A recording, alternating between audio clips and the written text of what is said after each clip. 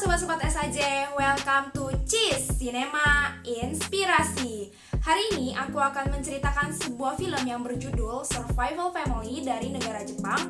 Dan film ini sangat menginspirasi aku banget sih. So, sobat-sobat SAJ jangan tegang, relax aja. Boleh disiapin popcornnya, boleh disiapin minumannya. Selamat menyaksikan.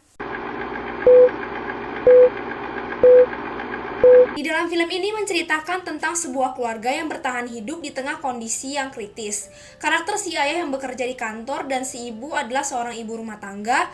Mereka memiliki 2 orang anak, si bungsu merupakan siswi SMA dan si kakak sedang menjalani kuliahnya. Selayaknya orang-orang yang tinggal di kota ya, mereka ini dimanjakan oleh teknologi dan fasilitas yang ada. Petualangan mereka dimulai saat si ayah bangun dari tidurnya dan menyadari bahwa listrik di rumah mereka mati, gengs. Jadi mereka tuh nggak bisa menggunakan HP, lampu, telepon, lift, dan sebagainya.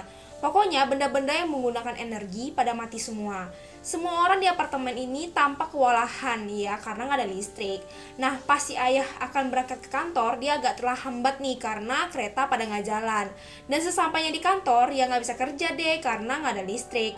Mobil juga pada mati semua. Hanya sepeda nih yang bisa digunakan sebagai alat transportasi. Kedua anak mereka pun menemui hal yang sama terjadi pada teman-teman mereka. Pertemuan ibu-ibu di apartemen pun bersama-sama memborong swalayan. Pada ngantri tuh orang-orang buat bayar karena semuanya manual dan harus pakai uang tunai.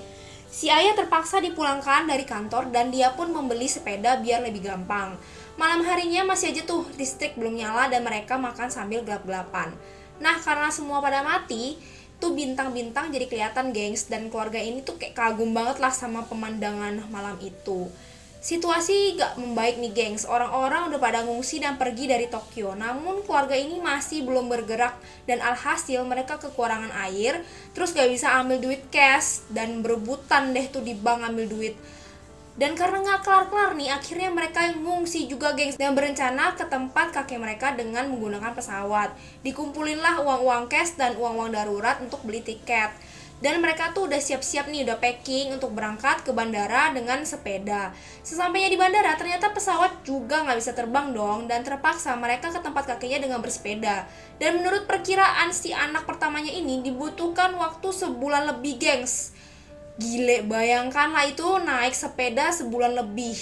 Orang-orang udah gak butuh duit lagi men di situasi gini. Mereka tuh semua butuh makan. Jadi orang-orang kayak mau tuh kerja, mobil, itu udah gak diterima. Ibaratnya barang-barang berharga dan canggih udah gak laku deh. Jadi harus tukar dengan sesama makanan gitu. Udah kayak hidup zaman dulu, barter. Saking banyaknya orang yang ngungsi, itu jalan tol udah dipakai buat berjalan kaki dan bersepeda.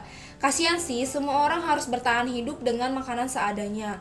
Keluarga ini pun melanjutkan perjalanan mereka. Dan di hari ke-16, hujan lebat disertai angin menimpa mereka. Cobaan hidup banget ya, dan gegara itu mereka kehilangan sebagian stok makanan mereka. Untungnya kedua anak ini bisa mengambil di swalayan buat restock, dan akhirnya mereka pun bisa melanjutkan perjalanan. Dan pada saat itu mereka ketemu nih sama satu keluarga yang lagi istirahat, dan mereka tuh tampak bahagia banget.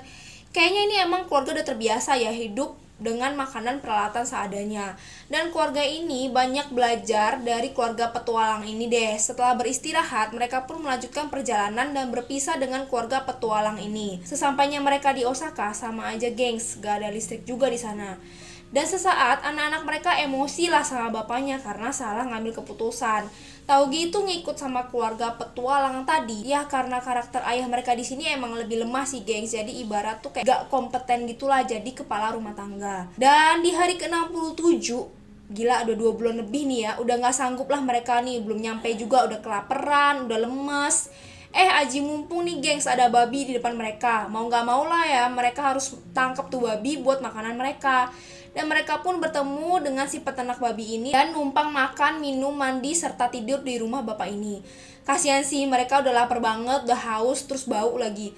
Dan mereka pun tinggal sementara lah di situ sambil bantuin peternak ini nangkepin babi-babi dia yang hilang. Mereka pun melanjutkan perjalanan. Suenya nih ya, di sungai, pas lagi nyebrang sungai, hujan pula, si ayah malah tenggelam, gengs, dan ke bawah arus beserta sepeda dan beberapa barang mereka. Dikira udah mati lah sama mereka bertiga.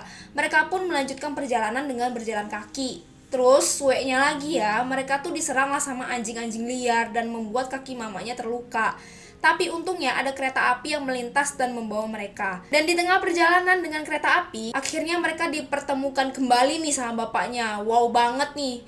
Si bapak ini akhirnya bisa bertahan hidup dan mereka akhirnya bersatu kembali. Nah, setelah perjalanan yang sangat amat panjang, sampailah mereka di tujuan, yaitu desa kakek mereka. Film ini diakhiri dengan kisah 2 tahun 126 hari kemudian, dan akhirnya setelah selama itu listrik pun nyala dan kembali normal. Belum ada yang tahu penyebab kenapa selama 2 tahun belakangan ini gak ada listrik. Tapi pelajaran yang bisa aku ambil dari film ini adalah jangan manja gengs. Meskipun kita udah hidup dengan kecanggihan teknologi, ingat itu semua bisa hilang, dan banyak belajar juga ilmu-ilmu cara bertahan hidup. Tapi yang paling penting gengs, gara-gara nggak ada listrik ini, hubungan keluarga ini pun akhirnya membaik. Dan aku di sini sangat merekomendasi untuk sobat-sobat SAJ nonton film ini karena masih banyak pelajaran-pelajaran yang bisa kita ambil dari nonton film ini.